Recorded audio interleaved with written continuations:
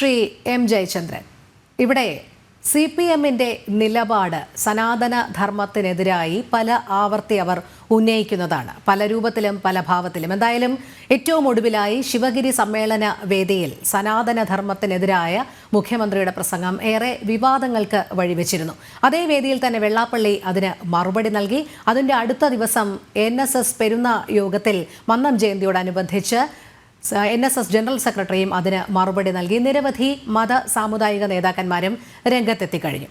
ഇവിടെ മുഖ്യമന്ത്രിയുടെ പ്രസംഗത്തെ CPM സംസ്ഥാന സെക്രട്ടറി MV ഗോവിന്ദൻ പിന്തുണച്ചു. പക്ഷേ മന്ത്രിസഭയിലെ തന്നെ അംഗമായ KB ഗണേഷ് കുമാർ അതിനെ വിമർശിച്ചുകൊണ്ട് മാധ്യമപ്രവർത്തകരോട് സംസാരിക്കുന്നത് കഴിഞ്ഞ ദിവസം നമ്മൾ കണ്ടതാണ്. യഥാർത്ഥത്തിൽ എന്താണ് CPM-ന്റെ നിലപാട്? കുറച്ച് നേതാക്കൾ വോട്ട് ബാങ്ക് രാഷ്ട്രീയം മാത്രം ലക്ഷ്യം വെച്ചുകൊണ്ട് സനാതനധർമ്മത്തിനെതിരായി, ഹിന്ദു ആചാരങ്ങൾക്കെതിരായി എപ്പോഴൊക്കെ തരം കിട്ടുമോ അപ്പോഴൊക്കെ ഇത് പ്രാവർത്തികമാക്കുക എന്നുള്ള ലക്ഷ്യമാണോ? അതോ എല്ലാ അംഗങ്ങൾക്കും, മന്ത്രിസഭയിലെ തന്നെ ഇടതുപക്ഷത്തുള്ളവർക്ക് തന്നെ ഇതിനോട് വിയോജിപ്പുണ്ട്, പക്ഷേ അവരൊന്നും ആ ശബ്ദം ഉയർത്തുന്നില്ല എന്നുള്ളതാണോ? എന്താണ് ഇതിൽ CPM-ന്റെ നിലപാട്?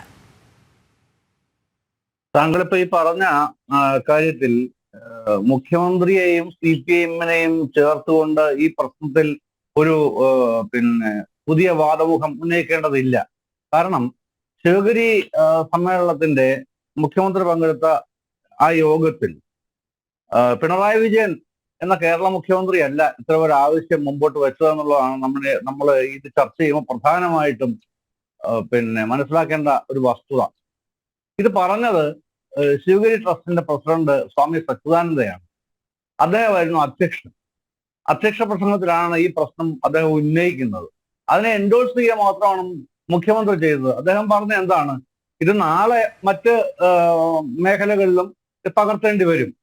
അതാണ് മുഖ്യമന്ത്രി അങ്ങനെ അത് മാത്രമേ എൻഡോഴ്സ് ചെയ്തിട്ടുള്ളൂ. പക്ഷെ ആ പ്രസംഗം മുഴുവനും, പിന്നീടുള്ള അദ്ദേഹത്തിന്റെ പ്രസംഗം മുഴുവനും ഇതിനെ സ്പർശിക്കുന്ന ഒരക്ഷരം പോലും മുഖ്യമന്ത്രി പറഞ്ഞിട്ടില്ല. അതിന്റെ ഫുൾടെക്സ്റ്റ് താങ്കളുടെയിലും കാണുമല്ലോ, ആ പ്രസംഗത്തിന്റെ എന്റെ കയ്യിലുമുണ്ട്. അപ്പൊ ഇത് ഉന്നയിക്കുന്ന ആരാണ്?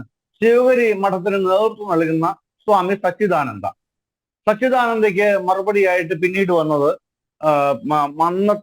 മന്നം ജയന്തി സമ്മേളനവുമായി ബന്ധപ്പെട്ട് അതിന്റെ സ്വാഗത പ്രസംഗം നടത്തിയ general secretary Shri G. Sukumaran നായരാണ്. സുകുമാരൻ നായരുടെ അതിനുശേഷമാണ് ഉദ്ഘാടനത്തിലേക്ക് രമേശ് ചെന്നിത്തല പിന്നീട് അഭിപ്രായം പറഞ്ഞു. ഇപ്പോൾ ഗണേഷ് കുമാർ പറഞ്ഞു. ഗണേഷ് കുമാർ NSS-ന്റെ ഉന്നത നേതൃത്വത്തിന്റെ ഭാഗമാണ്, ഡയറക്ടർ ബോർഡ് മെമ്പറാണ്. അദ്ദേഹം ആ നിലപാട് പറയാൻ ബാധ്യസ്ഥരാണ് അത് സംബന്ധിച്ച്. അതുമല്ല, വിശ്വാസമുള്ളവർ ഇത് അംഗീകരിക്കുന്നവർ ക്ഷേത്രത്തിൽ വന്നാൽ മതി എന്ന അദ്ദേഹത്തിന്റെ അഭിപ്രായത്തിനെ NSS-ന്റെ അഭിപ്രായമായിട്ട് തന്നെയാണ് ഞാൻ കാണുകയും ചെയ്യുന്നത്. അത് തെറ്റാണെന്നോ അല്ലെങ്കിൽ ഇന്നത് ശരിയാണെന്നോ ഒരു തർക്ക പ്രശ്നമായി ഈ വിഷയം മാറിയിട്ടില്ല, മാറാനിടയുമില്ല. ഇപ്പൊ തന്ത്രി തീരുമാനിച്ചാൽ മതിയെങ്കിൽ മതി, തന്ത്രി തീരുമാനിച്ചാൽ മതി. ഓരോ ക്ഷേത്രത്തിനും തന്ത്രാവകാശമുള്ളവര് ഉണ്ടല്ലോ. ഒരു തന്ത്രിക്ക് തന്നെ 10, 400, 500 ക്ഷേത്രത്തിൽ തന്ത്രി അവകാശമുള്ളവരുണ്ട്. ചിലര് 10, 15 ഇടങ്ങളിൽ തന്ത്രി അവകാശമുള്ള കുടുംബങ്ങളുണ്ട്. അങ്ങനെയൊക്കെയുള്ളവരുണ്ട്. അതൊക്കെ അതത് ക്ഷേത്രങ്ങൾക്ക് നോക്കിയാൽ മതിയെങ്കിൽ നോക്കിക്കോട്ടെ. എനിക്കതിൻ്റെ അകത്ത് തർക്കമൊന്നും തോന്നുന്നില്ല. CPM-ന് അതിൻ്റെ അകത്ത് എന്തെങ്കിലും തെറ്റുള്ളതായിട്ട് ഞാൻ മനസ്സിലാക്കിയിട്ടുമില്ല. പിന്നെ ഗോവിന്ദൻ മാഷ് കഴിഞ്ഞ ദിവസം CPM-ന്റെ കോട്ടയം ജില്ലാ സമ്മേളനം ഉദ്ഘാടനം ചെയ്തുകൊണ്ട് പറഞ്ഞത്, അനാചാരങ്ങളെ തുറന്നെതിർക്കാൻ, മാറ്റിമറിക്കാൻ തയ്യാറായതുകൊണ്ടാണ് മന്നത്ത് പത്മനാഭൻ എന്ന സാമൂഹ്യ നവോത്ഥാന നായകൻ ഉണ്ടായത്. ഇല്ലെങ്കിൽ മന്നത്ത് പത്മനാഭൻ ഇല്ല എന്നുള്ളതിന് എത്രയോ തെളിവുകൾ മന്നത്തിന്റെ തന്നെ ഗ്രന്ഥങ്ങളിൽ നമുക്ക് വായിക്കാൻ കഴിയും. നായർ സമുദായത്തിനെ സംബന്ധിച്ച് അന്ന് വരെ നിലനിന്നിരുന്ന ഒട്ടനവധി അനാചാരങ്ങൾ തുടച്ചു നീക്കുന്നതിനായി അദ്ദേഹം നടത്തിയ ഇടപെടലുകൾ അദ്ദേഹത്തിന്റെ തന്നെ ആത്മകഥയിൽ വിവരിച്ചിട്ടുണ്ട്. എത്രയോ ഇടങ്ങളിൽ വിവരിച്ചിട്ടുണ്ട്. എത്രയോ മറ്റ് സ്ഥലങ്ങൾ, കേരളത്തിന്റെ വിവിധ പ്രദേശങ്ങളിലും അത് അനുഭവവേദ്യമായിട്ടുണ്ട്. അപ്പൊ അത്തരം ഒരു പരിഷ്കൃത സമൂഹമായി നായർ സമുദായം മാറേണ്ടതിന്റെ ആവശ്യകത ആദ്യം തിരിച്ചറിഞ്ഞ് അതിന് നേതൃത്വപരമായ പങ്കുവഹിച്ച ആളാണ് മന്നത്ത് പത്മനാഭൻ. ആ നിലയ്ക്ക് അദ്ദേഹത്തിനെ കാണുന്നില്ലെങ്കിൽ, ആ അനാചാരം തുറച്ചു മാറ്റുന്നതിന് ഉതകുന്ന ആളായിട്ട് അദ്ദേഹത്തെ കാണുന്നില്ലെങ്കിൽ പിന്നെന്ത് മന്നത്ത് പത്മനാഭൻ എന്നാണ് MV ഗോവിന്ദൻ ചോദിച്ചത്. അതിനോടൊപ്പം അദ്ദേഹം മറ്റൊരു കാര്യം കൂടി കൂട്ടിച്ചേർത്തു ശ്രീ M. ജയചന്ദ്രൻ.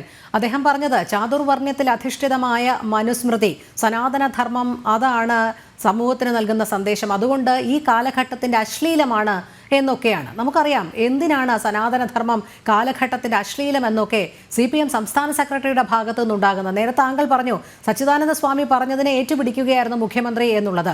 ഇവിടെ CPM സംസ്ഥാന സെക്രട്ടറി എന്താണ് അർത്ഥം വെക്കുന്നത്? ഒരു സനാതന ധർമ്മം അല്ലെങ്കിൽ അതിൽ എന്തായിക്കോട്ടെ അതിൻ്റെ ഉള്ളടക്കം, അത് ഈ കാലഘട്ടത്തിന്റെ അശ്ലീലം എന്നൊക്കെ പറയുന്നത് എങ്ങനെയാണ്? കാലഘട്ടത്തിന്റെ അശ്ലീലം എന്നുള്ളത് എന്താണെന്നുള്ളത് പ്രത്യേകം അദ്ദേഹം നിർവചിക്കേണ്ടതാണ്.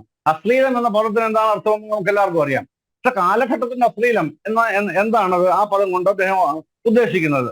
അത് സാമൂഹികമായ ദുരാചാരങ്ങളെ സംബന്ധിച്ചാണ് അദ്ദേഹം ഉദ്ദേശിച്ചതെന്നാണ് ഞാൻ മനസ്സിലാക്കുന്നത്. അല്ലാതെ കാലഘട്ടത്തിന്റെ അശ്ലീലം എന്ന് പറഞ്ഞാൽ മറ്റൊരു അശ്ലീലത്തിനെ കാണാൻ നിർത്തിയില്ല, ഏതെങ്കിലും വ്യക്തിയിലോ സംഘടനയിലോ കേന്ദ്രീകരിച്ചിട്ടുള്ളതല്ലോ അത് എന്നാണ് ഞാൻ മനസ്സിലാക്കിയിട്ടുള്ളത്.